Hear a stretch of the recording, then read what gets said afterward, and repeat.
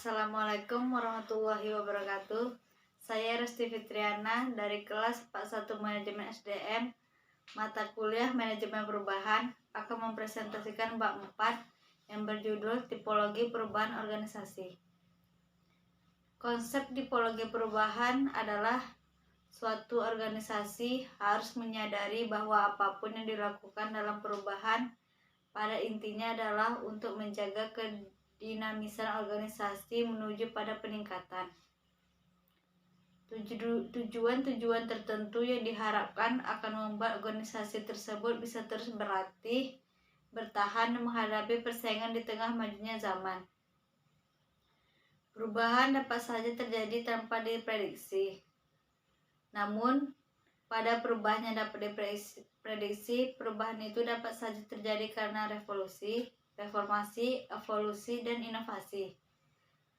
Untuk itu, berbagai upaya dilakukan dalam rangka mengeliminir persoalan yang muncul sebagai akibat dari perubahan, seperti mengelola ketidakpuasan dengan perubahan itu. Ketika antusiasme para manajer dalam melakukan perubahan begitu tinggi, mereka juga selalu diingatkan agar berhati-hati terhadap risiko terburuk yang mungkin harus ditanggung ketika melakukan perubahan. Tantangan tersendiri untuk menunjukkan kemampuan dirinya sebagai seorang manajer. Lou Gerstner misalnya seorang CEO yang sama sekali tidak memiliki latar belakang teknologi informasi, berani mengambil risiko ketika ditawari untuk memimpin IBM. Gundry misalnya mengelompokkan tipologi perubahan ke dalam 3 tipe, yaitu yang pertama, small incremental change, merupakan jenis perubahan yang mencakup serangkaian perubahan yang berlangsung pada kecepatan konstan atau ditunjukkan pada garis datar dan lingkungan eksternal yang relatif stabil. 2. Bumpy incremental change, yang merupakan perubahan jenis ini ditandai oleh lingkungan eksternal yang relatif tenang dan dalam batas-batas tertentu kalaulah ada perubahan.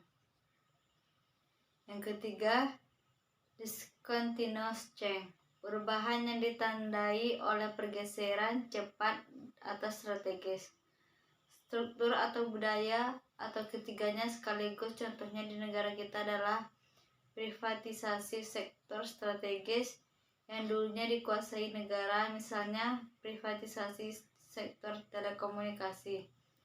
Contoh lainnya adalah apa yang disebut Strebel sebagai divergent breakpoint, yaitu perubahan yang digerakkan pertemuan peluang bisnis.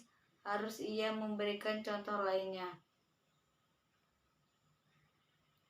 Area utama perubahan dalam lingkungan internal perusahaan meliputi 1. Strategi.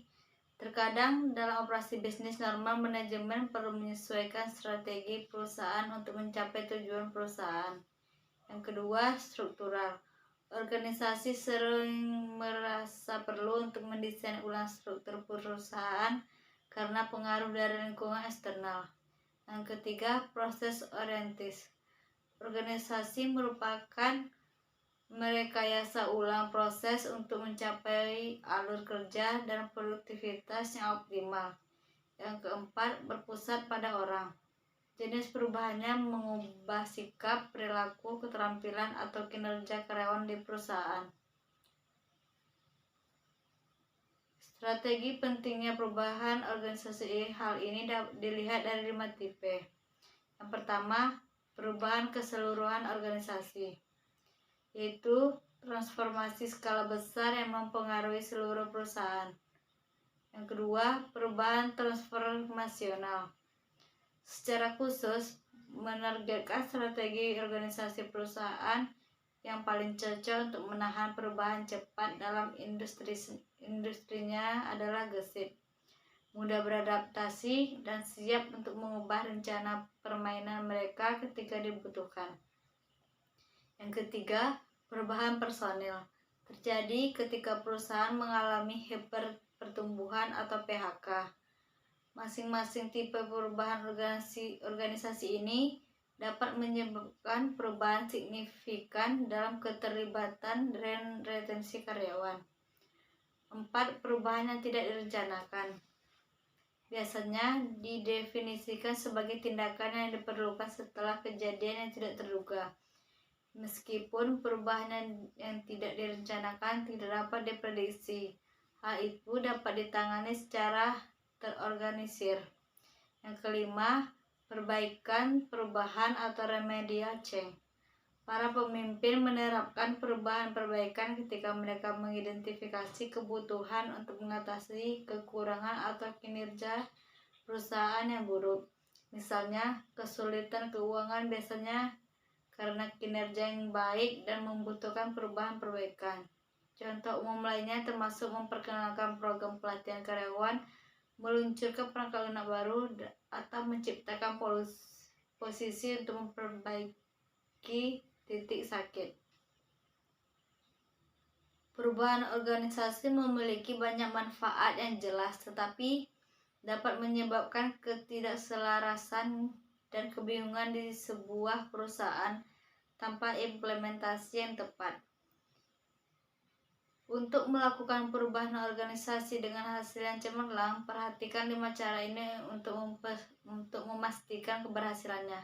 Yang pertama, tetapkan tujuan yang jelas dan kembangkan strategi. Yang kedua, mengatasi resistensi dan keterlibatan staf.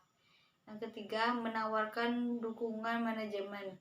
Yang keempat, pembelajaran kontekstual untuk teknologi baru. Yang kelima, pelatihan kelincahan atau ahli dan investasi. Yang keempat, siklus hidup organisasi.